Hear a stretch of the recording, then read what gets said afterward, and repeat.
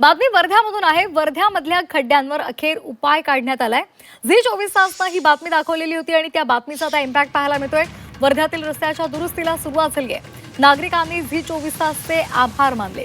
वर्धा शहरातील bachelor road, Pawde चौक, शिवाजी चौक आणि शास्त्री चौक या परिसरामध्ये जीवघेणे खड्डे आहेत आणि याच खड्ड्यांचा मुद्दा झी 24 तासनं मांडलेला होता सर्वांसमोर आणि त्यानंतर आता अखेर प्रशासनाला जाग आली आहे। रस्त्यांवरील खड्डे बुजवण्याच्या आणि दुरुस्तीच्या कामांना आता सुरुवात झाली आहे। 3 ते 5 फूट खोल खड्ड्यांमुळे दररोज इथे अपघातांचा धोका निर्माण झाला होता।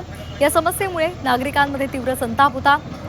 प्रशासनाने तातडीने या संदर्भात पावलं उचलावी यासाठी झी 24 तासनं ही बातमी लावून धरलेली होती आणि अखेर आता प्रशासनाला जाग आली आहे। त्यांनी उर्वरित कामं सुद्धा लवकरच पूर्ण करण्यासाठी आता तयारी सुरू केलेली आहे।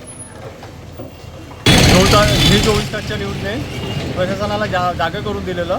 त्याच्यानंतर त्यांनी टेपली पण मोडून दाखवलेलं होतं की अनेक वर्षापासून म्हणजे मिनिमम 1 ते 1.5 वर्षापासून त्या खड्ड्याचा त्रास होता अनेक मोडून दिल्याच्या नंतर आता त्यांनी रविवारपासून काम चालू केलेलं आहे।